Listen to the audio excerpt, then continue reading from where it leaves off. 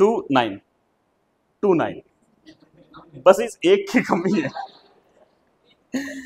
बस इस एक की कमी है ना। यहां देखो 7 गोल्ड,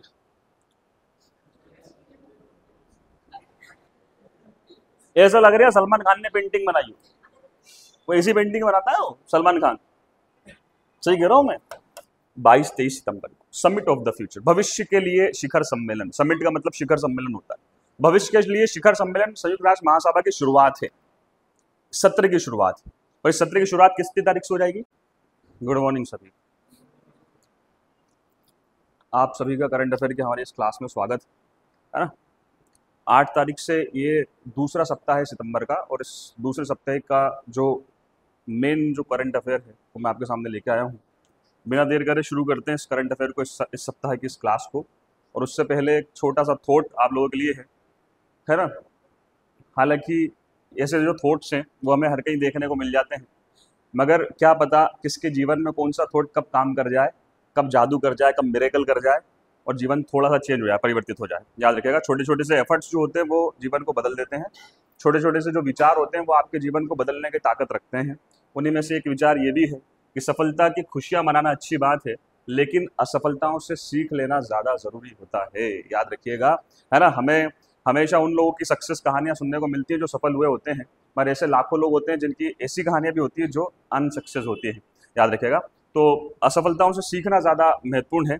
चलिए शुरू करते हैं हम आज के जो करंट अफेयर के हमारे बिंदु हैं उनको। सबसे पहला पॉइंट आपके सामने ये रहा, संयुक्त राष्ट्र महासभा 2024 के आम सत्र को भारत की ओर से कौन संबोधित करेगा? कौन संबोधित करेगा? यूनाइटेड नेशन का जो आम सत्र होना है ना, जनरल जो डिबेट होना है, जनरल जो सेशन होना है, उसको कौन संबोधित करेगा? चलिए पूरी बात इसके बारे में करते हैं, सारी सारी। देखिए क्या हुआ, पूरी कहानी है, पूरी कहानी को समझने का प्रयास करिएगा।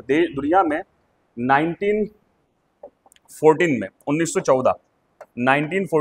1914 में 14 से 18 तक की अगर बात करें तो इस समय पे दुनिया में पहली बार एक विश्व युद्ध का आयोजन हुआ। मतलब आयोजन क्या हुआ, हो गया बस विश्व युद्ध, world war first. World war first कब हुआ साथियों? 1914 से 18। जब 14 से 18 में वर्ल्ड वॉर हुआ तो इसमें बहुत ज़्यादा तबाही हुई पूरी दुनिया में, पूरी दुनिया की अर्थव्यवस्थाओं को नुकसान हुआ। सारे देश अप्रत्यक्ष रूप से प्रत्यक्ष रूप से इस युद्ध में शामिल भी हुए, और जो शामिल नहीं हुए उन्हें भी नुकसान हुआ। ठीक है दोस्तों, तो ये जो विश्व युद्ध था, पहला विश्व युद्ध, इसके बाद जरूरत महसूस हुई कि वापस से लड़ाई नहीं होनी चाहिए, वापस से युद्ध नहीं होना चाहिए। तो इसके बाद नहीं होने के लिए एक संगठन की स्थापना की गई, और संगठन जो बना उसका नाम था लीग ऑफ नेशंस। क्या नाम था उसका? League of Nations. ठीक है, याद रखिए क्या नाम था उस संगठन का? League of Nations. ठीक है, याद रखिए लीग ऑफ नेशंस की स्थापना हुई। ठीक है, याद रखिए इस संगठन के बाद, इस विश्व युद्ध के बाद। और इसका ये उद्देश्य था, लीग ऑफ नेशंस का ये उद्देश्य था, इसको ये टारगेट दिया गया कि भाई अब वापस से दुनिया के देशों में लड़ाइयाँ नहीं होना चाहिए, वापस से वर्ल्ड वॉर नहीं होना चाहिए। मगर ये अपने उद्देश्य में सफल नहीं रहा। क्यों नहीं रहा? क्योंकि दुनिया में दूसरा विश्व युद्ध हो गया, सेकेंड वर्ल्ड वॉर हो गया। और सेकेंड वर्ल्ड वॉर कब हुआ साथियों? 1939 से 45 तक। याद रखिएगा, दूसरा विश्व युद्ध 1939 से 45 तक। ये कौन सा हो गया? Second world war. जब वर्ल्ड वॉर सेकेंड हो गया, दूसरा आयोजित हो गया, तो इसका तो काम ही खत्म हो गया, इसका तो कोई अर्थ ही नहीं बचा, है ना। इसका उद्देश्य था कि वापस से लड़ाई ना हो दुनिया के देशों में, वापस से वर्ल्ड वॉर ना हो, और सेकेंड वर्ल्ड वॉर हो गया। जब सेकेंड वर्ल्ड वॉर हुआ तो फिर इसका कोई औचित्य नहीं बचा, है ना। इस स्थिति में हमें जरूरत महसूस हुई, क्योंकि ये जो वर्ल्ड वॉर हुआ इसकी एंडिंग कैसे हुई? इसकी एंडिंग हुई 7 अगस्त 9 अगस्त 1945। हिरोशिमा और नागासाकी पे परमाणु बम गिरा अमेरिका के द्वारा। अमेरिका ने जापान के हिरोशिमा नागासाकी पे 7 अगस्त और 9 अगस्त 1945 को 2 परमाणु बम गिर गए।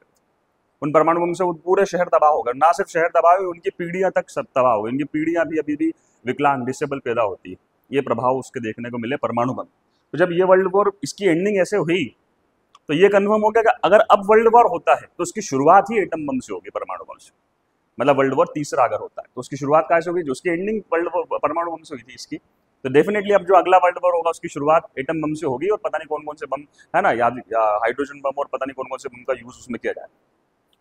तो यहाँ पे अगर बात की जाए तो सेकेंड वर्ल्ड वॉर के बाद अगला वर्ल्ड वॉर ना हो, इस वजह से यहाँ पे अमेरिका, रूस, ब्रिटेन, इन देशों ने चिंता व्यक्त की। अमेरिका के जो राष्ट्रपति हैं फ्रैंकलिन डी रूजवेल्ट, जो समय पर प्रेसिडेंट थे, उन्होंने बोला कि भाई एक नया संगठन तैयार करना चाहिए, एक दंगस नया संगठन को उन्होंने नाम भी दिया। और नाम दिया उसको भैया क्या? संयुक्त राष्ट्र, यूनाइटेड नेशन। क्या नाम दिया? संयुक्त राष्ट्र, यूनाइटेड नेशन। ठीक है, ये यूनाइटेड नेशंस नाम से ऑर्गेनाइजेशन बनाया गया है जिसे आज दुनिया में यूएनओ के नाम से जाना जाता है, यूनाइटेड नेशंस ऑर्गेनाइजेशन, यानी कि संयुक्त राष्ट्र संघ के नाम से जाना जाता है। ठीक है, चलिए मैं अगली डिस्प्ले ले रहा हूँ। मैंने इसकी पृष्ठभूमि समझाने का प्रयास आपको किया है, थोड़ी सी बातें यहाँ पे और बताता हूँ। यूनाइटेड नेशन ऑर्गेनाइजेशन की अगर हम बात करें तो यूएनओ, ठीक है याद रखिएगा, यूएनओ की अगर हम बात करें तो यूएनओ की स्थापना कब हुई, यह प्रश्न सबसे ज्यादा एग्जाम में पूछा जाता है। इसकी स्थापना हुई थी साथियों 24 अक्टूबर 1945 को। कब हुई थी? 24 अक्टूबर 1945 इसकी स्थापना हुई, इसकी इस्टेब्लिशमेंट हुआ। और कई बार प्रश्न आता है कि इसका स्थापना दिवस कब मनाया जाता है, तो कब मनाया जाता है? संयुक्त राष्ट्र का स्थापना दिवस कब मनाया जाता है? 24 अक्टूबर। क्यों मनाया जाता है? क्योंकि 24 अक्टूबर 1945 को इसकी स्थापना हुई थी। ठीक है, आगे बढ़ रहा हूँ। यूनाइटेड नेशन ऑर्गेनाइजेशन इंग्लिश में बोलते हैं, हिंदी में संयुक्त राष्ट्र संघ बोलते हैं, ठीक है, याद रखिएगा। इसके बाद बात करें इसके मुख्यालय की, हेडक्वार्टर की, तो इसका हेडक्वार्टर भैया कहाँ पे? तो इसका हेडक्वार्टर न्यूयॉर्क में। कहाँ पे है? न्यूयॉर्क, है ना। 45 के बाद 46 में 1946 में इसकी पहली महासभा की बैठक हुई जिसमें डिसाइड किया गया कि इसका मुख्यालय कहाँ पे होगा? न्यूयॉर्क में होगा, तो इसका न्यूयॉर्क में हेडक्वार्टर। फिर बात करें दुनिया के, अच्छा एक बार एक प्रश्न आता है जनरली, कोई भी हर कोई पूछता है ऐसा कि दुनिया में देश कितने, है ना। तो दुनिया में देश कितने भी हों, सामान्य तौर पे इसके जितने सदस्य देश हैं उन्हें ही देश माना जाता है। इसके जितने सदस्य देश हैं उन्हें ही काउंट किया जाता है, क्योंकि लगभग सभी देश इसमें शामिल हो जाते हैं जिनको ये मान्यता दे दी। अच्छा, ये एक इसमें एक प्रश्न भी आया, इसमें एक अच्छी चीज भी आएगी, इसलिए ये बात भी बता रहा हूं मैं आपको। फिलहाल में इसके जो सदस्य देश मान्यता प्राप्त है वो है 193, 193। आगे कहानी सुन, ठीक है। अब इससे रिलेटेड एक बात है कि भाई ऐसा देश जो इसका सदस्य नहीं है और उसे भी इस बार की महासभा की बैठक में बुलाया गया है, वो कौन सा है? ये प्रश्न है, याद रखिएगा मेरा, ठीक है। अगर आपको आंसर आता है तो आप दे सकते हैं, ठीक है। तो ये चीज हो गई क्लियर। 193 लगभग देश है, याद रखिएगा 200 के आसपास देश है ये। इसके सदस्य कितने? 193। आगे बढ़ रहा हूँ। यूनाइटेड नेशन ऑर्गेनाइजेशन जो है, संयुक्त राष्ट्र संघ जो है हमारा, इसके 6 पार्ट है, 6 भाग। कितने भाग है? 6। इन 6 के नाम आपको पता होना चाहिए और 6 के बारे में क्या करते हैं, इनकी सारी डिटेल इनके बारे में आपके पास होना चाहिए, ठीक है। मैं 6 के 6 भाग आपको बता रहा हूँ, याद रखिएगा, ठीक है। सबसे पहला जो भाग है, इस सबसे पहले वाले भाग को कहा जाता है संयुक्त राष्ट्र महासभा। क्या कहा जाता है? संयुक्त राष्ट्र महासभा, यानी कि जनरल असेंबली, संयुक्त राष्ट्र की महासभा। सबसे पहला भाग संयुक्त राष्ट्र महासभा यानी कि जनरल असेंबली, ठीक है। दूसरे भाग की अगर बात करेंगे तो दूसरा जो भाग है ये है सुरक्षा परिषद। सुरक्षा परिषद का मतलब क्या हो गया भैया? सिक्योरिटी काउंसिल, आगे कहानी समझ दोस्तों, ठीक है। तीसरा जो भाग है इसको सामान्य तौर पे कहा जाता है इकोसोक, इन शॉर्ट में इकोसोक। इसका फुल फॉर्म होता है, परीक्षाओं में आता भी है, इकोसोक यानी कि इकोनॉमिक और social, economic and social council, यानी कि आर्थिक एवं सामाजिक परिषद। ये इसका फुल फॉर्म हो गया, याद रखिएगा। हिंदी में बोल रहा हूँ, इंग्लिश में लिख दिया यहाँ पे, ठीक है। इस चीज को याद रखिएगा। अगला जो इसका पार्ट होता है, इसी में चलेंगे। अगला जो पार्ट होता है इसका, यूनाइटेड नेशन का अगला जो भाग होता है, इसको कहा जाता है प्रन्यास परिषद। हालांकि इसका काम जो है लगभग समाप्त हो चुका है, प्रन्यास परिषद, पर वो भी इसका भाग था, याद रखिएगा। इसको इंग्लिश में कहा जाता है ट्रस्टीशिप, डबल ही आता है ट्रस्टीशिप में, ट्रस्टीशिप काउंसिल, ठीक, याद रखिए। प्रन्यास परिषद, ट्रस्टीशिप काउंसिल, ठीक। इसके बाद इसका जो अगला भाग आता है 5वें नंबर पे, वो है अंतरराष्ट्रीय न्यायालय, इंटरनेशनल कोर्ट ऑफ जस्टिस या अंतरराष्ट्रीय न्यायालय,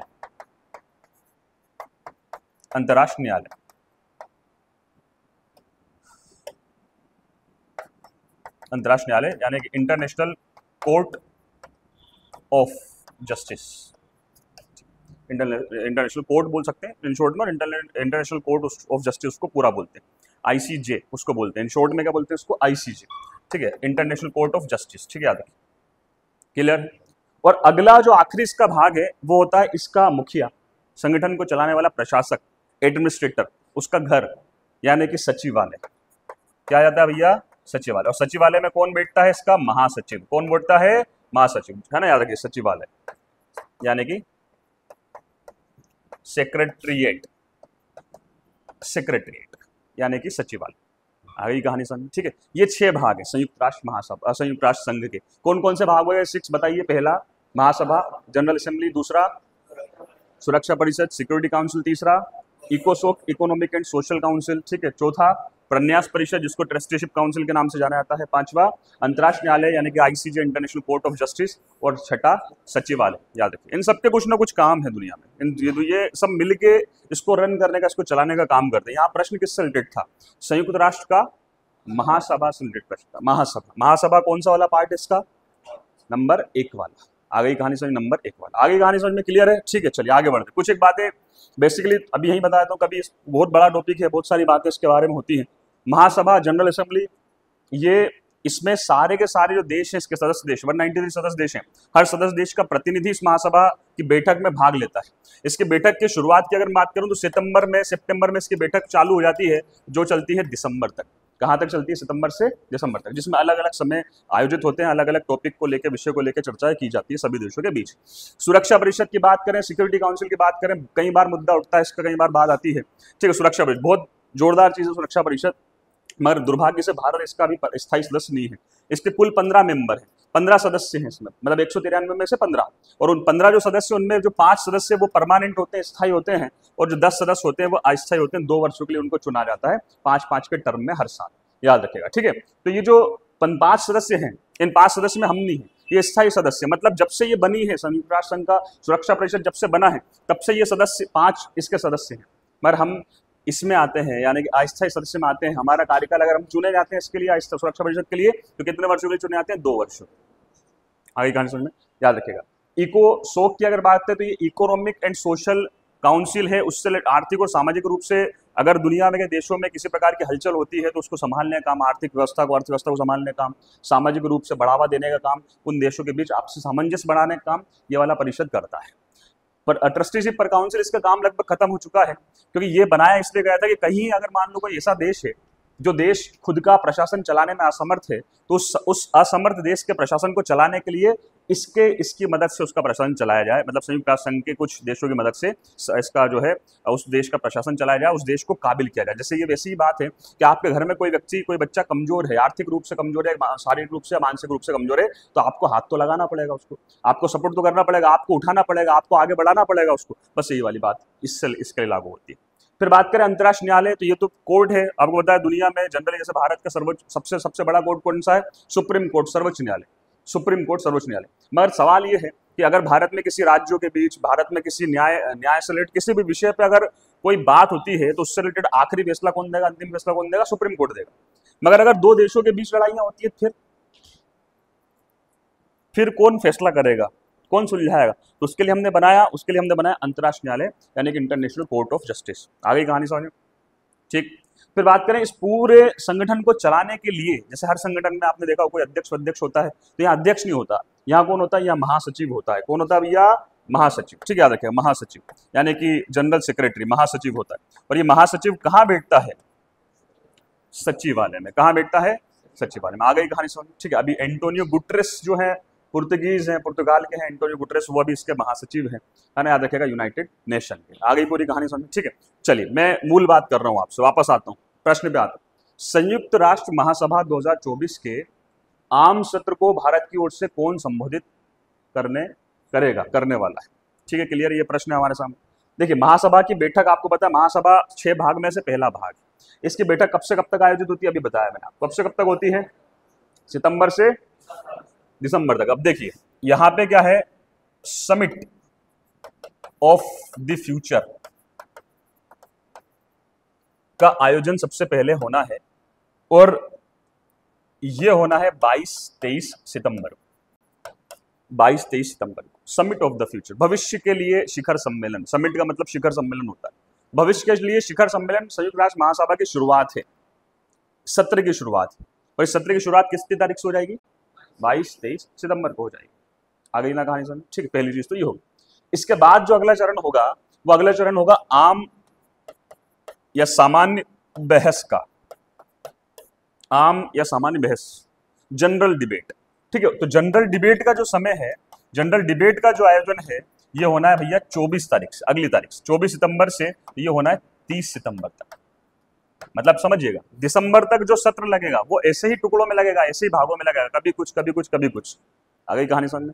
कहाँ पे आयोजित होगा सत्र? न्यूयॉर्क में। मुख्यालय कहाँ है उसका? न्यूयॉर्क। तो न्यूयॉर्क में सत्र का आयोजन होगा। आ गई ना कहानी समझ में? ठीक है। ये अब इसमें क्या कहानी थी? इसमें कहानी ये थी कि 26 तारीख को, 26 सितंबर को भारत की तरफ से सामान्य बहस में, इसमें जाके सामान्य बहस में, आम डिबेट जो होने वाली, इसमें जाके संबोधित करने का काम करने वाले थे भारत के प्रधानमंत्री नरेंद्र मोदी जी। कौन करने वाले थे? नरेंद्र मोदी जी इसमें जाके संबोधित करने वाले थे। मगर किन्हीं कारणों से उनका दौरा जो है कैंसिल हुआ। और उनका जब दौरा कैंसिल हुआ, नरेंद्र मोदी जी का दौरा कैंसिल हुआ, तो उनकी जगह पे कोई और व्यक्ति जो है 28 तारीख को जाके शामिल हुआ। और वो कोई और एक जो व्यक्ति, 26 तारीख को मोदी जाने वाले थे, उनका प्रोग्राम कैंसिल हो गया। अब 28 तारीख को कोई और जाएगा और उनमें इनमें से कोई जाएगा। अब ये भाई साहब तो हट ही गए हैं, ये तो जाने वाले थे, जा नहीं रहे हैं। अब इनकी जगह पे कौन? इनकी जगह पे कौन जाएगा? एस जयशंकर। आ गई ना कहानी समझ में? क्लियर है? ठीक। तो जाने वाले कौन थे?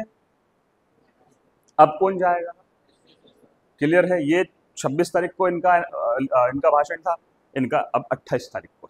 आ गई ना कहानी समझ में? ये पूरी बात इस प्रश्न से रिलेटेड भी हो गई है और संयुक्त राष्ट्र से रिलेटेड भी मैंने आपको पूरी बात बता दी है, मेरे ख्याल समझ में आई। ठीक है। अब सवाल ये था कि जो इसका सदस्य नहीं है, महासभा का सदस्य नहीं है, 193 कंट्रीज में नहीं आता, उसको भी एक सीट इसमें अलॉट की गई है। वो देश कौन सा है? सवाल ये था मेरा। तो वो देश है साथियों फिलिस्तीन। कौन सा देश है?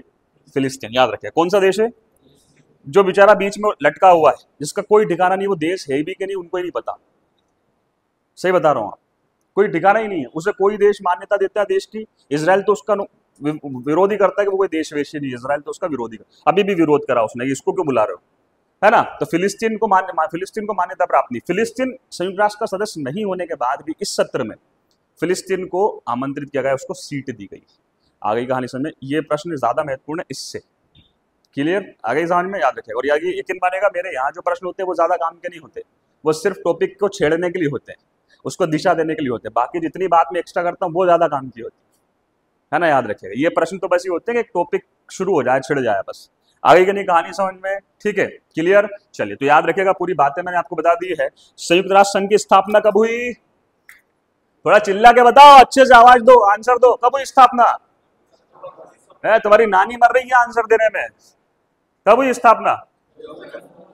मुख्यालय कहाँ है? हेडक्वार्टर। और सदस्य देश कितने हैं? और कितने भाग है इस संयुक्त राष्ट्र संघ के? पहला, दूसरा, तीसरा, चौथा और पांचवा और छठा। आ गई कहानी समझ में? ठीक है। सवाल एक और, ये महासभा का कौन सा सत्र है? कौन से नंबर का सत्र है? कौन से नंबर का सेशन है ना? सेशन, जनरल सेशन है, महासभा सत्र है, तो कौन से नंबर का सत्र, कौन सा है? तो ये है साथियों 79th। कौन सा है? 79th सत्र। कौन सा सत्र है? 79th। याद रखिएगा। आगे कहानी समझ में? हर महासभा के सत्र में एक नया अध्यक्ष महासभा का चुना जाता है। अभी हाल ही में जो अध्यक्ष थे, इनका नाम था डेनिस फ्रांसिस। कौन थे? Dennis Francis. 78वीं महासभा के अध्यक्ष थे डेनिस फ्रांसिस, जिनने इस्तीफा दे दिया है, जिनका कार्यकाल कंप्लीट हो गया है। अब महासभा के जब सत्र का आयोजन होगा तो एक वापस से नया अध्यक्ष चुना जाएगा। आगे कहानी समझ में दोस्तों? याद रखिएगा। बहुत सारी डिटेल मैंने दे दी है आपको, है ना? याद रखिएगा, बहुत सारी जानकारी दे दी। मैं आगे बढ़ रहा हूँ अगले प्रश्न की तरफ जा रहा हूँ। अगला प्रश्न ये रहा आपका सामने। एशियाई ओलंपिक परिषद के अध्यक्ष चुने जाने वाले पहले भारतीय कौन है? तो ये है पहले भारतीय, दिख रहे हैं आपको। मूंछें तो मेरी जैसी होंगी, है ना? सही है। ठीक, ये है पहले भारतीय। कौन है? ये है जसवंत सिंह। कौन है? ये नहीं है जसवंत सिंह, ये है रणधीर सिंह। कौन है? रणधीर सिंह। कौन है ये? रणधीर सिंह। ठीक है। आपको पता है आईओसी, इंटरनेशनल ओलंपिक कमेटी, तो जैसे इंटरनेशनल ओलंपिक कमेटी है, अंतर्राष्ट्रीय ओलंपिक समिति है, उसके अंडर में ही एक और समिति है जिसका नाम है हमारे यहाँ से एशिया ओलंपिक समिति, है ना? या एशिया ओलंपिक परिषद, काउंसिल ऑफ एशियन ओलंपिक। ठीक है, याद रखिएगा। तो ये जो परिषद है, इसकी स्थापना 1982 में हुई थी। कहाँ, कब हुई थी साथियों? 1982 में, 1982 में। और सबसे अच्छी बात है कि कहाँ हुई थी? तो इसकी स्थापना हुई थी नई दिल्ली में, हमारे यहाँ पे। कहाँ स्थापना हुई थी? नई दिल्ली में, हमारे यहाँ। आगे कहानी समझ, याद रखिएगा। तो ये एशियाई ओलंपिक परिषद जो है, ओलंपिक खेल तो आपको पता ही है ना? याद रखिएगा। तो एशियाई ओलंपिक जो खेल हैं, इसका अध्यक्ष चुने गए हैं रणधीर सिंह। कहाँ से है ये? भारत से। कहाँ से? भारत से। एक नाम लेता हूँ, एक शब्द लेता हूँ। आपने सुना वो पटियाला पेग? पिया भी होगा। पटियाला पेग सुना है? मीनाक्षी, पटियाला पेग नहीं भैया सुना पटियाला पेग? हाँ, तो पटियाला पेग भैया क्यों? पहली बात तो रणधीर सिंह जो है ना, ये पटियाला के राज परिवार से आते हैं। कहाँ से आते हैं? राज परिवार से। अब ये जिस राज परिवार, राजा हैं ये, मतलब एक तरह से, ठीक है, याद रखिए, राजकुमार राजा हैं। पटियाला के जिस राज परिवार से ये आते हैं, वहां पे एक राजा थे हुए, जिनका नाम था भूपिंदर सिंह। भूपिंदर सिंह, राजा भूपिंदर सिंह 1900 से 1938 तक ये शासक रहे पटियाला के। बहुत लग्जरी लाइफ जी इन्होंने, और ऐसा कहते हैं कि उन्होंने ही पटियाला पेग की शुरुआत करी थी। वो जब पीते थे उस हिसाब से, मतलब तो उस हिसाब से उनको वहीं से शुरू हुआ पटियाला पेग। याद रखिए, आ गई कहानी समझ में? ठीक है, रखिए। तो ये राज परिवार से है, राजा है रणधीर सिंह, याद रखिएगा इनको। ये एशियाई ओलंपिक जो परिषद है इसके अध्यक्ष चुने गए हैं, इसको याद रखिए। अगले प्रश्न की तरफ चलते हैं। अगला प्रश्न ये है आपके सामने, भारत के नए वित्त सचिव के रूप में किसे नियुक्त किया गया है? किसे भारत का वित्त सचिव है ना, यानी कि फाइनेंस सेक्रेटरी चुना गया? आपको पता है जितने भी विभाग होते हैं उन विभाग का सर्वोच्च अधिकारी कौन होता है भैया? मतलब सबसे बड़ा व्यक्ति कौन होता है? मुखिया कौन होता है? तो मुखिया होता है मंत्री। कौन होता है? मंत्री। कैबिनेट स्तर का मंत्री। कैबिनेट मंत्री जो होगा वो उस विभाग का मुखिया होगा। पर उस कैबिनेट मंत्री जो मुखिया के रूप में काम कर रहा होगा, उस मुखिया के कामों का निर्वहन कौन करेगा? उसके कामों को उसको दिशा कौन देगा? तो उसके लिए एक प्रशासनिक हेड होता है, एक एडमिनिस्ट्रेटिव हेड होता है। और जो एडमिनिस्ट्रेटिव हेड होता है वो कौन होता है? सचिव, सेक्रेटरी। कौन होता है? सचिव। जैसे उदाहरण के तौर पे तुम देखो, हमारे यहाँ पे पंचायतें हैं, पंचायत में सरपंच चुने जाग नहीं। अब अपनी भूरी बाई सरपंच बन गई, अब भूरी बाई का याद ही नहीं, क्योंकि सरपंच बनने के लिए कोई योग्यता तो है ही नहीं, है ना। तो भूरी बाई सरपंच बन गई, वो अंगूठे टेक, वहां कहीं नहीं याद। तो भूरी बाई की अगर कोई योजना आई, और चलो डाकिया आया, पोस्टमैन आया, कहीं का अधिकारी आया, उसने बोला कि ये ले लेटर और इसके अनुसार काम करना है, भूरी बाई ये तो काला अक्षर भेष बराबर, सही है। तो भूरी बाई कैसे काम करेगी? तो भूरी बाई के काम करने के लिए हमने एक नया पद सृजित किया, प्रशासनिक, उस पंचायत में। और वो पद कौन सा था? तो हर विभाग में ऐसा होता है। हमारे यहाँ पे मंत्री बने, संतरी बने, कोई योग्यता चाहिए क्या? कुछ नहीं चाहिए। मंत्री, सरपंच, कुछ भी बनने के लिए, राजनीतिक पदों के लिए कोई योग्यता नहीं चाहिए। सही है कि गलत है ना? तो कोई योग्यता नहीं चाहिए, आप बन सकते हो। मगर याद समझिए कि आप अगर बन भी गए तो करोगे कैसे कोई काम? लिखना पढ़ना तो आता नहीं आपको। तो इसके लिए हमने एक नया पद बना रखा है, सचिव का, सेक्रेटरी। तो अगर कोई भी मंत्रालय हो, कोई भी विभाग हो, तो उस विभाग का मुखिया मंत्री होगा, कैबिनेट मंत्री होगा, मगर उस विभाग का प्रशासनिक काम कौन करेगा? सेक्रेटरी। ठीक है, अब मैं बताऊं आपसे, वित्त मंत्रालय कौन सा विभाग है? ये वित्त मंत्रालय। अब बताओ, वित्त मंत्रालय का मुखिया कौन होगा? फाइनेंस जो मिनिस्ट्री है, इसका मुखिया कौन होगा? वित्त मंत्री। कौन होगा? मुखिया कौन होगा? वित्त मंत्री। ठीक है, मगर वित्त मंत्री अगर मान लो कहीं का अंगूठे टेक बन गया तो काम कौन करेगा उसका? ये वित्त सचिव। आ गई क्या नहीं कहानी समझ में? ठीक है, अब बताओ वित्त मंत्री कौन है? पढ़ी लिखी महिला है, कौन है? निर्मला सीतारमण। निर्मला ताई जो है, ये अभी ताई है, अपनी ताई जी। हमारे जो गुड़गांव वाले जो गोपा जी हैं, उनके मौसा जी के लड़के की बहू।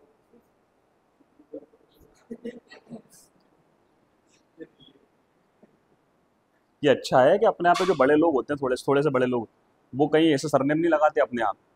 नहीं तो अपने आप में तो ये समस्या है कि एक सरनेम लगा, अरे मोहन यादव जी मुख्यमंत्री बने, सचिन के लग गया, हमारे मौसा जी होंगे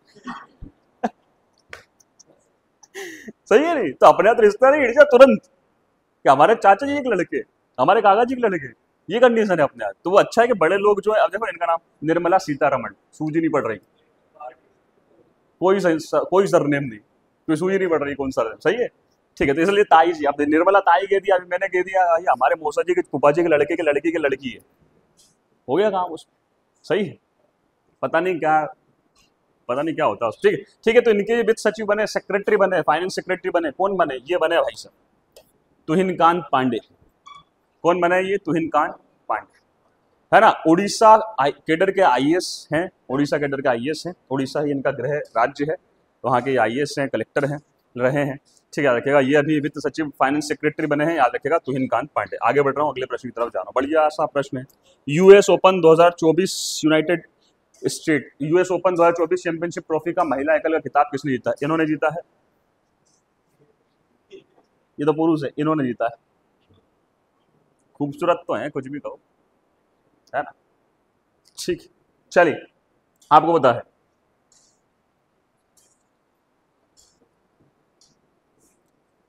ठीक है दोस्तों, चलिए आपको पता है जो ये कौन से खेल से रिलेटेड है, ये सबसे पहले बताओ कौन से खेल से रिलेटेड?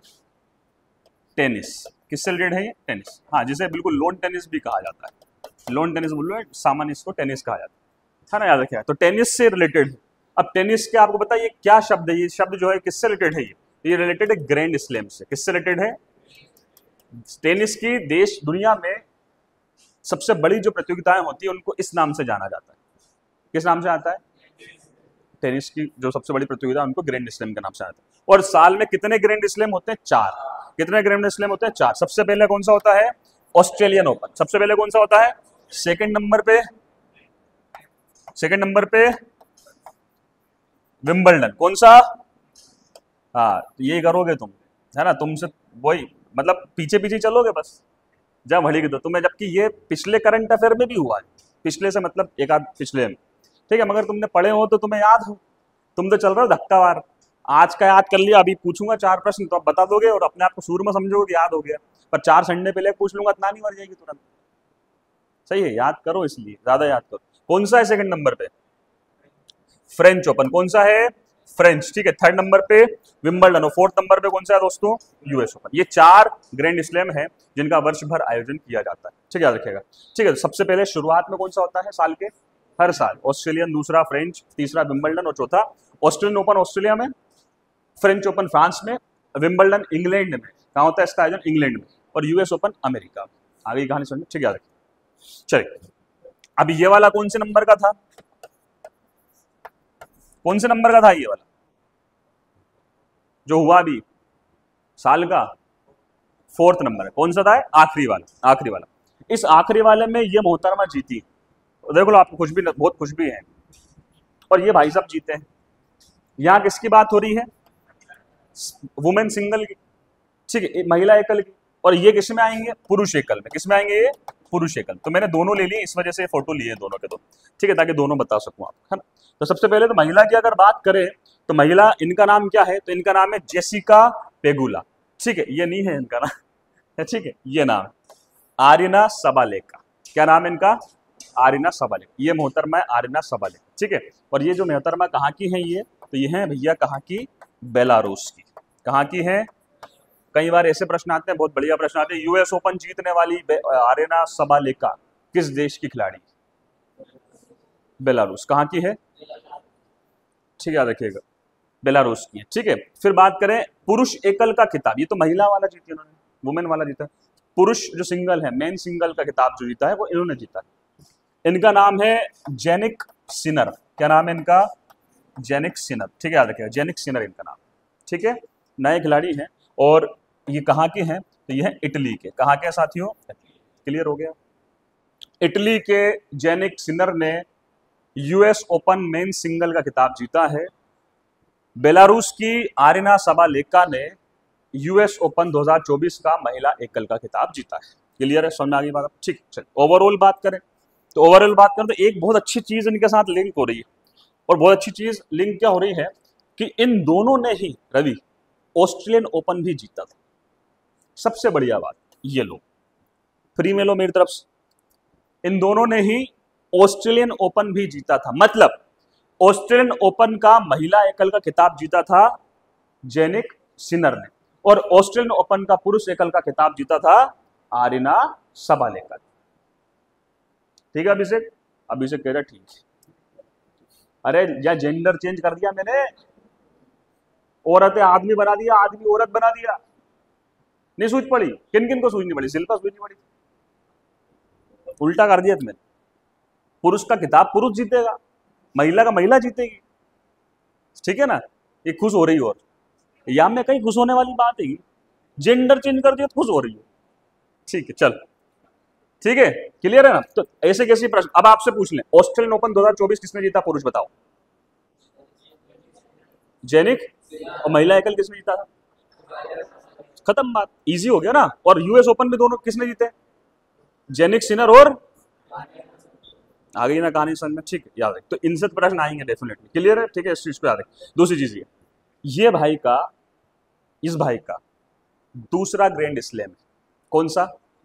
अब दूसरा अगर है तो कौन से दूसरा होगा ये? पहला पहला ऑस्ट्रेलियन और दूसरा, क्लियर है? ठीक। इस बाई का बुरा नहीं मानेगी, बाई के बुरा मान जाए, लड़कियों के साथ बड़ी समस्या है, उनसे थोड़ा सा उससे बोलना पड़ता है। बाई अभी मुंह चढ़ा लेंगे। ये बाई का तीसरा ग्रैंड स्लैम, तीसरा, पहला, दूसरा यूएस ओपन और तीसरा 23 में जीता था ऑस्ट्रेलियन, 2023 में ऑस्ट्रेलियन ओपन। आगे कहानी समझ। तो इन भाई का तीसरा ग्रैंड स्लैम और इन भाई सबका दूसरा ग्रैंड स्लैम। आगे कहानी समझ, पूरी डिटेल दे दी है, पूरी बात बता दी है। चलिए आगे चल रहा हूँ, अगले प्रश्न की तरफ चल रहा हूँ। अगला प्रश्न ये, भारत ने पेरिस 2024, ये आप में से जिनको पता हो भैया हाथ खड़े कर देना, मैडम ने पढ़ाया था ना शायद ये टॉपिक, है ना? हाँ, तो भारत ने पेरिस 2024 पैरालंपिक खेलों में कुल कितने मेडल जीते हैं भारत ने? हाथ खड़े कर दो अगर पता हो तो, हाथ खड़े कर दो, बहुत बढ़िया, हाथ खड़े कर दो। लगभग यादव जी कुछ बताना चाह रहे हैं, पहली बार कुछ बता रही है, बताओ बताओ। वेरी गुड, 29, ठीक है। मगर प्रश्न ये नहीं, मेडल कौन कौन से होते हैं? एक होता है गोल्ड, ठीक है, एक होता है सिल्वर, ठीक है, और एक होता है ब्रॉन्ज, ठीक है, यानी कि सोना, चांदी और कांस्य या कांसा। कांसा भी लिख लेंगे तो चल जाएगा, कोई दिक्कत नहीं, ठीक। अब बताओ, बताया था मैडम ने, बताया, ठीक, बढ़िया। प्रश्न है, भारत ने कितने गोल्ड जीते हैं? 7, बहुत बढ़िया, ठीक। कितने चांदी? 9, ठीक। और कितने ब्रोंज? देखो 13 पे कितनी अच्छी आवाज आ गई, क्योंकि लोगों को कंफ्यूजन यही था कि 9 चांदी है कि 13 चांदी है।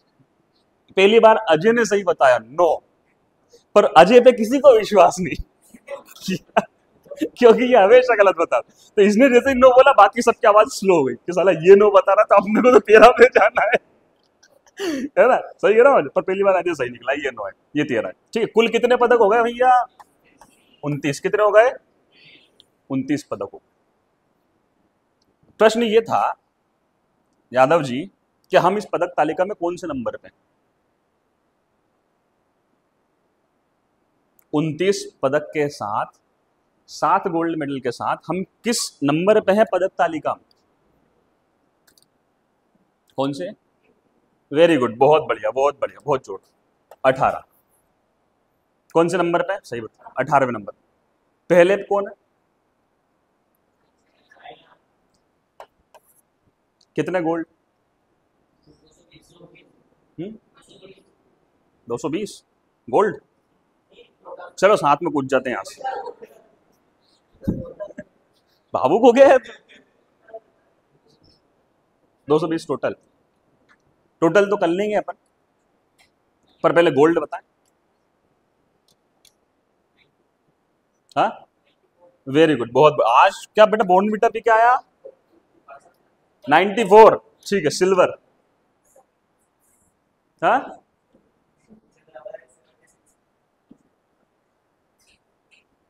कितने बता दो।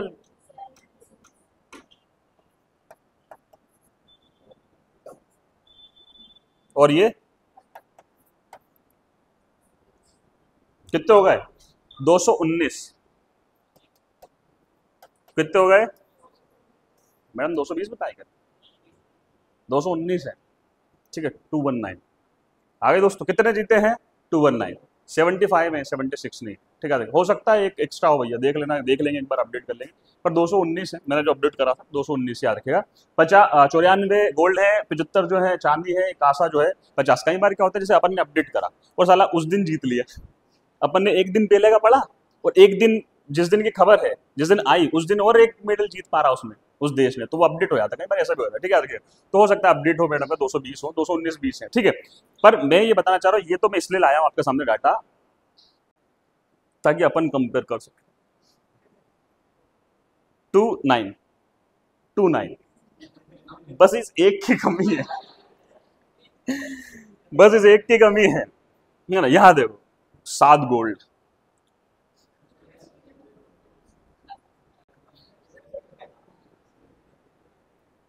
अपन इधर बढ़ रहे हैं, और ये साले इधर बढ़ रहे हैं। फ्लो देखिए आप, मजा चल रहा है। मतलब चीन वाले तो गजब ही कर रहे हैं यार, ठीक है, चाइनीज लोग, ठीक है। और तुम नूडल खाने में लगे रहो, तुम्हें मैगी खाने में लगा दिया उनने, 2 मिनट मैगी, अपनी औलादे मैगी खाने में लग रही है और मेडल वो ला रहे हैं, सही है कि नहीं? ठीक है दोस्तों यार, पेरिस और पैरालंपिक हो गया। पेरिस पैरालंपिक के बारे में पता है, बता चुका हूं। कब से शुरू हुआ बता दो रे? 1960 से शुरू हुआ। कहां से? रोम कहां पे है? इटली बहुत आ रहे आज यार, पिछला भी इटली था। इटली का कौन था वो जीतने वाला? पुरुष एकल जीतने वाला इटली का, अभी बताया अभी यार? हाँ बताओ। जेनी पोएम सुना रही एक दूसरे को, jenny yes papa. Jannik Sinner कौन था? जेनिक सिनर, तो हद हो गई यार। चलिए आगे बढ़ते, नेक्स्ट चीज की तरफ चलते। अच्छा प्रश्न, अंतर्राष्ट्रीय साक्षरता दिवस, इंटरनेशनल लिटरेसी डे, 1 मिनट पर, ये क्या है?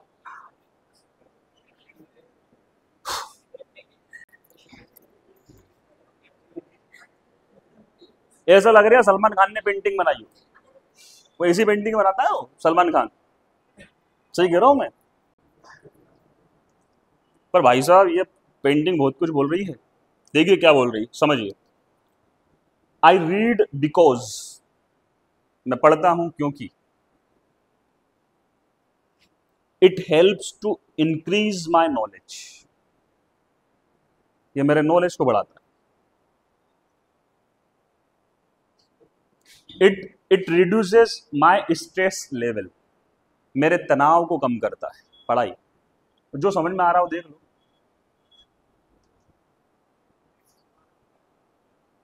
क्या लिखा है यार? हाँ, इट एक्सपांड्स माय वोकेबुलरी, मतलब ये मेरे जो वोकेब वाले वर्ड्स होते हैं उनको बढ़ाने का काम करता है, फैलाने का काम करता है, ठीक।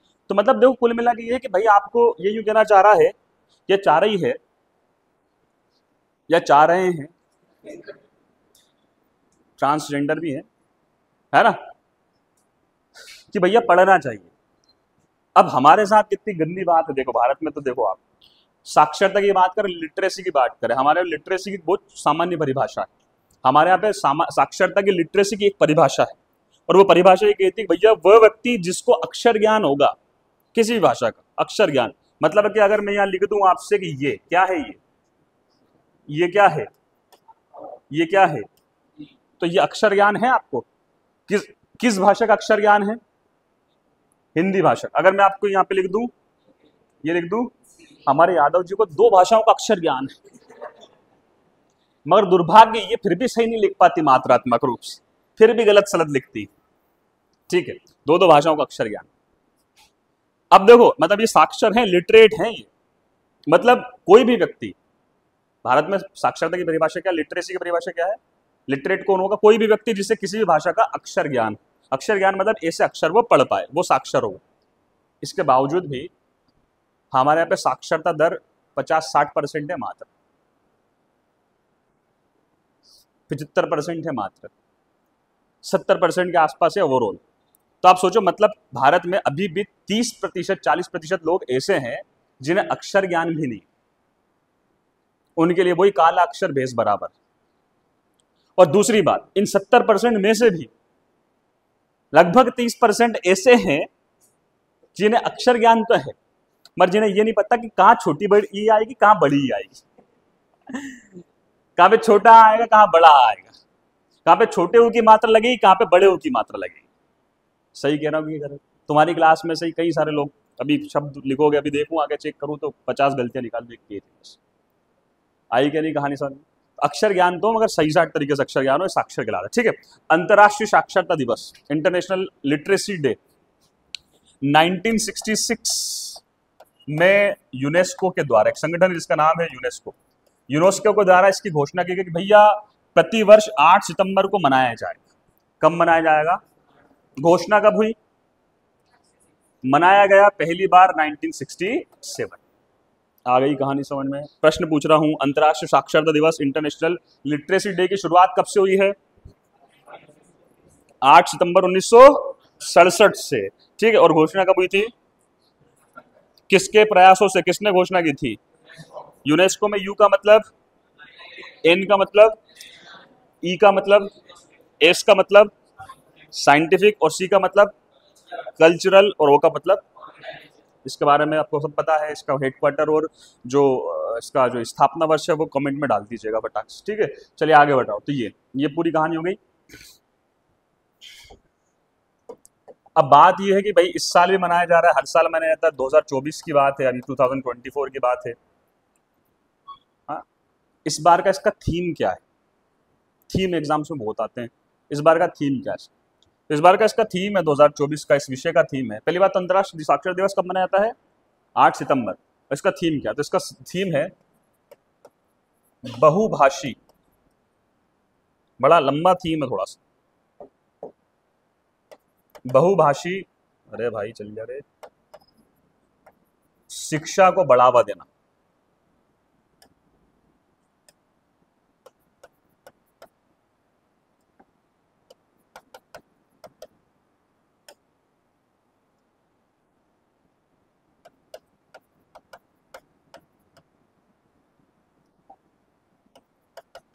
बढ़ावा देना, बहुभाषी शिक्षा को बढ़ावा देना। यहां खत्म नहीं हुआ, और भी है, और भी है। आपसी समझ व शांति के लिए साक्षरता।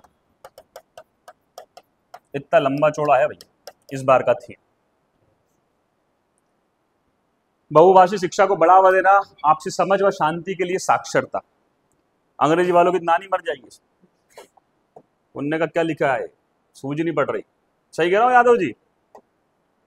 हाँ, पढ़ रही सूझ? सच में नहीं करूं अंग्रेजी? करो। ठीक है, चलिए यहां लिख रहा हूं, ये इंग्लिश में है ना। Promoting multilingual education. Promoting multilingual education, और क्या है? आपसी समझ व शांति के लिए साक्षरता। Literacy for,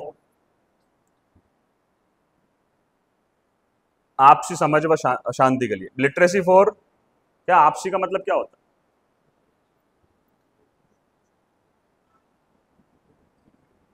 mutual. क्या होता है भैया? Mutual understanding. आपसी मतलब म्यूचुअल, ठीक है। म्यूचुअल अंडरस्टैंडिंग एंड पीस, ये इसका फुल फॉर्म क्या हो गई थी? बहुभाषी शिक्षा को बढ़ावा देना, आपसी समझ व शांति के लिए साक्षरता। प्रमोटिंग मल्टीलिंगुअल एजुकेशन और literacy for mutual understanding and peace इस वर्ष 2024 की साक्षरता दिवस की थीम। कब मनाया था साक्षरता दिवस? 8 सितंबर। आगे दोस्तों कहानी समझ में? ठीक है, मजा आया, समझ में आया? चलिए मैं आगे बढ़ रहा हूँ, अगले प्रश्न की तरफ चल रहा हूँ। और अगला प्रश्न ये रहा आपके डिस्प्ले। अखिल भारतीय राजभाषा सम्मेलन 2024 का आयोजन कहाँ किया जाएगा? तो आपको पता है, कल मैंने पूरा समझाया भी था कि 14 सितंबर को क्या मनाया जाता है? क्या दिवस, कौन सा दिवस मनाया जाता है? राष्ट्रीय हिंदी दिवस मनाया जाता है। ठीक है, हिंदी दिवस क्यों मनाया जाता है? क्योंकि इस दिन हिंदी को क्या बनाया गया था? देश की क्या बनाया गया था 1949 में? 1949 बनाया गया था देश की राजभाषा। राजभाषा यानी कि ऑफिशियल लैंग्वेज बनाया गया था, याद रखिएगा, ऑफिशियल लैंग्वेज बनाया गया था, है ना। ये संविधान के कौन से भाग में है? संविधान के भाग नंबर 17। किस भाग में? 17। और अनुच्छेद नंबर 343, आर्टिकल नंबर 343 से 351, 351 तक राजभाषा से संबंधित ये आर्टिकल्स हैं। ये सारी बात मैंने कल आपको बता दी थी। आगे कहानी समझे दोस्तों, ठीक है। चलिए, इसी दिवस के लिए, इसी के लिए ये अखिल भारतीय भाषा राजभाषा सम्मेलन का आयोजन किया जा रहा है। कब से किया जा रहा है? तो ये किया जा रहा है 2021 से किया जा रहा है, 2021 से किया जा रहा है। और पहली बार जब इसका आयोजन हुआ था, तो इसका आयोजन हुआ था साथियों यहाँ, यानी कि वाराणसी में। कहाँ हुआ था ये? इसका कौन सा आयोजन है? तो ये इसका चौथा आयोजन है। कौन सा आयोजन है? चौथा 21 में हुआ, 22 में हुआ, 23 में हुआ, 24 में हुआ। 21 में वाराणसी में हुआ, 22 और 23 में पुणे में हुआ, और 24 वाला जो है ये हो रहा है नई दिल्ली में। कहाँ हो रहा है? नई दिल्ली। आ गई कहानी समझ में? ठीक। और किसके अंडर में आयोजित होता है ये सम्मेलन? तो ये हो रहा है भैया गृह मंत्रालय के अंडर, होम मिनिस्ट्री के अंडर। ठीक है। और गृह मंत्री कौन है? तो वो है ये मोटा भाई, नहीं दिख रहा है? तो फिर ये होंगे, इनमें से कहीं के होंगे, पर जनरली बीच में बैठे होंगे ये। आ गई कहानी समझ? गृह मंत्री कौन है भैया? भारत के गृह मंत्री जय शाह के पापा। ठीक, जय शाह है ना। आ गई ना कहानी समझ? ठीक। वो पिछली बार मैंने ताज पहनाया था, आईसीसी का ताज, वो उसके पापा, फादर, डैडी। जैसे अपन मोटा भाई बोले, क्यों वो उसके पापा से मोटा भाई बोलता हो? बोलते हो ये वहां पे है ना ऐसा, बेन, गुजरात में बेन और भाई है, मोटा पापा। मोटा भाई ना बोल के मोटा पापा, है ना? सही है, सही। ठीक है, पूरी कहानी हो गई, इसके बारे में बता दिया। तो नई दिल्ली में आपको पता है भारत मंडपम है, जो बड़ा सा एक सेमिनार करने के लिए बनाया गया हमारे द्वारा। चलिए आगे बढ़ते हैं, नेक्स्ट प्रश्न। संयुक्त सैन्य अभ्यास अल नजह, अल नजह भारत और किस देश के बीच आयोजित किया जाएगा? अल नजह, चलिए देखिए, अल नजह ये जो है इसका आयोजन हो रहा है 2015 से, पहली चीज 2015 से। दूसरी चीज ये द्विवार्षिक है, द्विवार्षिक मतलब 2 सालों में एक बार, है ना, इसका आयोजन किया जाता है। ठीक है, याद रखिएगा, 2 सालों में एक बार इसका आयोजन किया जाता है। अभी ये कौन से नंबर का है? तो ये 5th नंबर का। कौन से नंबर का है ये वाला? 5th number. कौन से नंबर का है? 5th number. कब हो रहा है ये? 2024 में, 2024 में। ठीक है, 11 सितंबर से 23 सितंबर तक इसका आयोजन हो। ठीक है, याद रखिएगा। तो ये जो है ये कहाँ हो रहा है आयोजन? ओमान। कहाँ पे? ओमान में एक जगह है जिसका नाम है सललाह, सललाह। यह आ गई कहानी समझ? ठीक है। तो भारत और ओमान के बीच द्विवार्षिक सैन्य अभ्यास है अल नजह, ये 5वें नंबर का है। शुरुआत कब से हुई थी? 2015 से हुई थी, याद रखें। ठीक है, अगले प्रश्न की तरफ चल रहा हूं। अगला प्रश्न है, सेमिकॉन इंडिया 2024 का उद्घाटन पीएम मोदी ने किस राज्य में किया है? ये सेमिकॉन इंडिया बहुत जरूरी है साथियों, है ना। सेमिकॉन इंडिया किससे रिलेटेड है ये? तो ये रिलेटेड है सेमीकंडक्टर से। किससे रिलेटेड है ये? सेमीकंडक्टर। ठीक है, याद रखिएगा, सेमीकंडक्टर। आपको पता है जितने भी इलेक्ट्रॉनिक डिवाइस है, चाहे वो आपका टीवी का रिमोट हो, चाहे वो आपका मोबाइल का चार्जिंग वाला जो सॉकेट है वो हो, है ना, चाहे वो आपका ये बोर्ड हो, स्मार्ट बोर्ड हो, चाहे वो टीवी हो, मोबाइल हो, फ्रिज हो, कुछ भी, जितने भी इलेक्ट्रॉनिक बोर्ड हैं उनमें किसी न किसी प्रकार के सेमीकंडक्टर का यूज होता है। सेमीकंडक्टर मतलब जैसे उदाहरण के तौर पे किसी प्रकार का डायोड, ठीक है, या किसी प्रकार की आईसी चिप जिसको हम बोलते हैं, ठीक है, या किसी प्रकार का रजिस्टर, ठीक है, रजिस्टर। ठीक है, याद रखिएगा, ये ठीक है, क्लियर है। मैं आपको सेमीकंडक्टर बताता हूं सबसे पहले। तो ये इनमें से कोई ना कोई तो आपने देखा ही होगा किसी ना किसी में।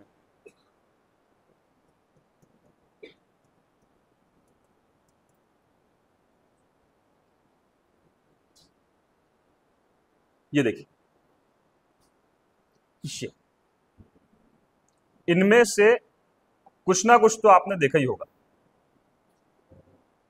ये लगे हुए देखे होंगे मदरबोर्ड में या किसी बोर्ड में, है ना, आपके रिमोट में किसी में, ये देखा होगा, ये देखा होगा, या ये कुछ भी देखा होगा। इनमें से हर एक चीज, ये सभी चीज मिलके क्या कहलाती है? ये सभी चीज मिलके कहलाती है सेमीकंडक्टर। क्या कहलाती है? सभी चीज मिलके सेमीकंडक्टर कहलाती है। आगे दोस्तों कहानी समझ में? ठीक है, याद रखिएगा, इसको हटा रहा हूँ। ठीक है,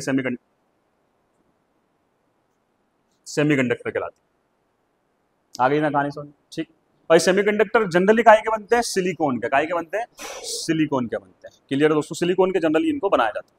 अब है क्या, अगर मैं आपसे पूछूं भैया अभी दुनिया में सबसे ज्यादा सेमीकंडक्टर का उत्पादन कौन सा देश करता है, तो क्या नाम लोगे? कौन करता है?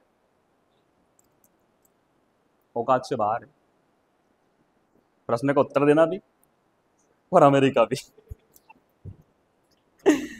ठीक है, आपकी सोच से अलग है। यह है देश ताइवान। कौन है? सही की थी कि नहीं अभी? ताइवान। क्योंकि ऐसा भी नहीं कि आसपास भटक रहा है, ये दुनिया के 66% सेमीकंडक्टर का उत्पादन करता है। चीन 17% पे, अमेरिका तो है ही नहीं। इसके बाद सेकंड नंबर पे आता है साउथ कोरिया, दक्षिण कोरिया, और थर्ड नंबर पे आता है चीन। आ रही कुछ कहानी समझ? अकेला बैठा हुआ है भाई 66%। मगर क्या है, अब अमेरिका और चीन ने सेमीकंडक्टर को बढ़ाने की कैपेसिटी बढ़ा दी। उनका टारगेट है इसको बीट करना। क्यों बीट करना? क्योंकि अब जो युग आ रहा है, अब जो क्रांति आ रही है नई आर्टिफिशियल इंटेलिजेंस वाली, उसमें सबसे ज्यादा किसका यूज होगा? हर चीज में। जैसे अभी यूं मान लीजिए कि अभी हमारे घरों में ये जो जैसे होल लगते हैं ना, होल जब छत लगती है तो छत के समय पे होल करते हैं। होल क्यों करते हैं? होल इसलिए कि लाइट के प्लग लग जाए, उसमें पंखे के वो लग जाए, है ना, इसलिए करते हैं। एक समय ऐसा आएगा जब आर्टिफिशियल इंटेलिजेंस के लिए चिपें लगेंगी ऐसे ही मकानों में, कि यहाँ एक एआई के लिए यहाँ लगा दो, किचन में वहाँ लगा दो, और आपने बोला कि है ना इसको ओपन कर दो, इसको बंद कर दो, ये चालू कर दो, आप बोल रहे हो, आपकी आवाज़ को वो सुन रही है वो बाई, और सुन के चालू और बंद कर रही है किसी भी चीज़ को, चाहे वो ड्रो का विंडो है, चाहे वो कुछ भी हो।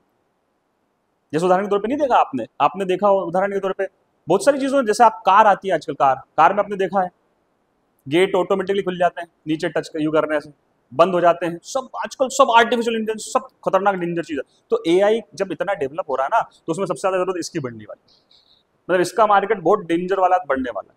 तो और अमेरिका चीन की निगाह इसीलिए उनकी इस दिशा में बढ़ रही है, वो ये प्लांट ज्यादा से ज्यादा स्थापित कर रहे हैं। हमने कहा हम क्यों पीछे रहे, भारत के पीछे रहे, तो हम पीछे ना रहे इसलिए हमने सेमीकंडक्टर प्लांट, यानी कि सिलिकॉन के जो सेमीकंडक्टर बनाना है, इनको भारत में शुरू करने के लिए प्लांट स्थापित करने की योजना बनाई। और कहाँ इनको स्थापित करने के लिए प्लांट बनाने की योजना बनाई है? तो ये योजना हमने बनाई है यमुना क्षेत्र में। किस क्षेत्र में?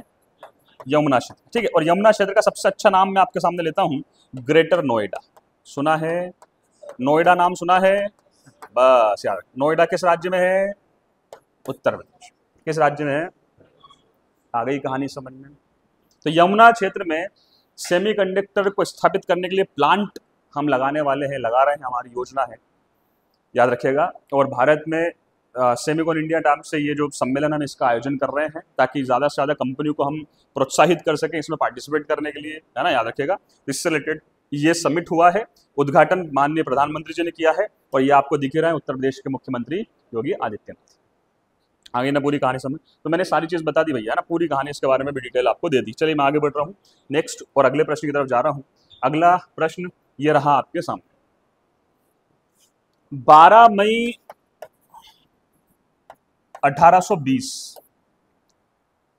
12 मई 1820 को इटली का एक शहर है जिसका नाम है, इटली के एक शहर का नाम है फ्लोरेंस। बड़ी खूबसूरत शहर है, बहुत गजब का शहर फ्लोरेंस। बहुत सारे बड़े बड़े लोग इससे रिलेटेड हैं फ्लोरेंस नगर से। तो फ्लोरेंस नगर जो है, इसमें एक मोहतरमा का, एक महिला का जन्म होता है 12 मई 1820 को, और महिला थी ये, जिनका नाम है फ्लोरेंस नाइटिंगेल। फ्लोरेंस नाइटिंगेल नाम है, फ्लोरेंस नाइटिंगेल, ठीक है। फ्लोरेंस जनरली एक शहर का नाम है जो इटली में है, जहां पे इनका जन्म हुआ। फ्लोरेंस नाइटिंगेल के नाम से चर्चित। इनका ड्रीम था नर्स बनना, और ये नर्स बनी। नर्स, सिस्टर, नर्स, सिस्टर तो नहीं बोलूंगा, नर्स, नर्स बनी।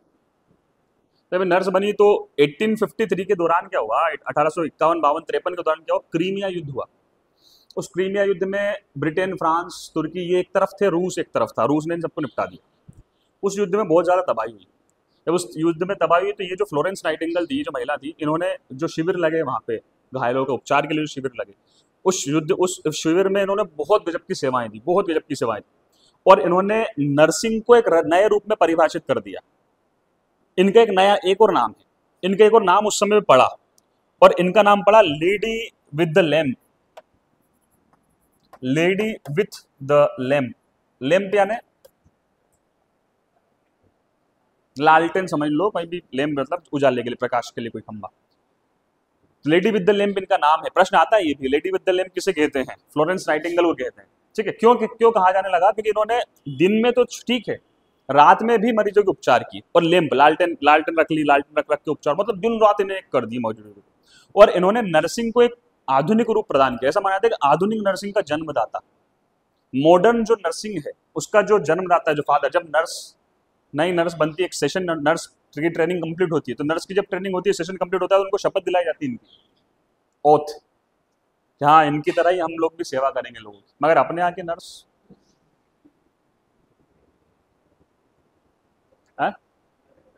करे सेवा करे, चले अच्छी बात, ठीक। अभी तू नर्स बने तो भैया सेवा कर दी हमसे। क्यों लड़की अगर नर्स बने तो नर्स, और लड़का बने तो है उसको भी नर्स ही कहेंगे। तो ना इंसाफी है। रवि जैसे नर्स बन गया हमारा, तो क्या कहोगे आप?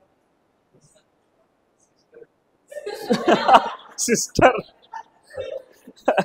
अरे यार, सचिन तो मजाक कर रहे हैं। रवि से भी नहीं सिस्टर ही बोलेगा। हाँ ये भी बड़ी बात है कि चलो नर्स यानी सिस्टर, तो अब जैसे नर्स बन गई, रवि नर्स बन गया, नर्स तो ठीक है, सिस्टर कैसे चलेगा काम? कंपाउंडर, वार्ड बॉय, है ना, या फिर अपने हाथ सुई लगा, बाटल देख बाटल चल रही, सबसे अच्छा तरीका। क्यों बोलो कुछ, बाटल सही है, सबसे बढ़िया काम।